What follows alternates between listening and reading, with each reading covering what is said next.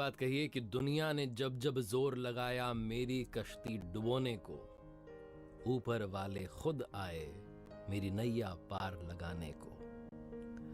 नमस्ते दोस्तों, मैं हूं आरजे। एक राजा ने भगवान श्री कृष्ण का मंदिर बनवाया और उसमें एक पुजारी को नियुक्त किया। राजा की भी उम्र हो चली थी, पुजारी जी की भी उम्र हो चली थी, और इतने बरसों में एक नियम बना हुआ था कि सुबह सुबह राजा जो थे वो अपने सेवक के साथ में एक माला भिजवाते थे। पुजारी जी उस माला को बिहारी जी को, भगवान श्री कृष्ण जी की मूर्ति को चढ़ाते थे। उसके बाद में राजा जब दर्शन करने के लिए आते थे तो पुजारी जी वो माला भगवान के मूर्ति में से निकाल करके राजा जी के गले में डाल देते थे। ये परंपरा सी बन गई थी। पुजारी जी बूढ़े हो चले थे, राजा साहब बूढ़े हो चले थे। एक दिन राजा साहब की तबीयत थोड़ी खराब थी तो उन्होंने सेवक से कहा कि आप ये माला लेकर के जाइए और पंडित जी को, पुजारी जी को कह दीजिएगा कि आज राजा साहब नहीं आएंगे तो प्रतीक्षा ना करें। सेवक वो माला लेकर के गया, पुजारी जी को दी, बात पूरी बताई। पुजारी जी ने वो माला बिहारी जी को चढ़ा दी और उसके बाद में वो ये सोचने लगे कि इतने बरस से परंपरा चली आ रही है, लेकिन मैंने कभी भी भगवान जी की जो माला जब उतरती है तो उसे अपने गले में नहीं पहना। शायद ये प्रभु जी की इच्छा है, शायद ऐसा अवसर आया कि आज राजा जी नहीं आएंगे और आज मेरे पास में मौका है। तो परंपरा तो थी कि वो माला तो निकालते थे। उन्होंने वो माला निकाली और खुद पहन ली। इसी सब के बीच में सेवक जो था वो दौड़ते हुए कहने लगा कि राजा साहब को वहां ठीक नहीं लग रहा है, उन्हें तबीयत और खराब सी लग रही है, इसलिए वो प्रभु के दर्शन करना चाहते हैं और वो आ रहे हैं, उनकी सवारी आने वाली है।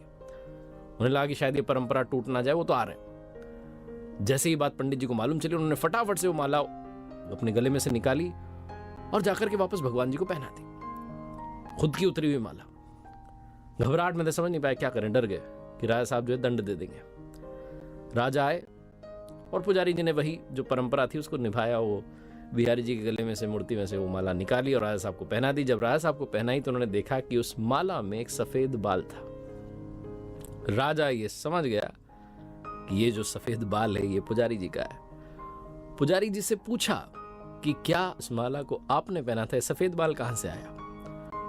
तो पुजारी जी ने कहा कि डर गए, उन्हें लगा कि सच बोलूंगा तो पता नहीं क्या दंड मिलेगा। उन्होंने कहा ये सफेद बाल तो बिहारी जी का है, भगवान जी का है। राजा को और गुस्सा आ गया। उसने कहा एक तो ये छल कर रहे हैं, धोखा कर रहे हैं, ऊपर से झूठ बोल रहे हैं। तो राजा ने कहा अच्छा ये बात, बिहारी जी कब से सफेद बाल हो गए? ठीक है, मैं कल आता हूं, श्रृंगार के समय आऊंगा और देखूंगा कि उनके बाल सफेद हैं या काले।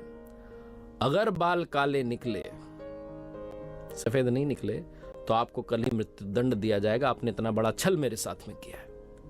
राजा गुस्से में तमतमाता हुआ चला गया।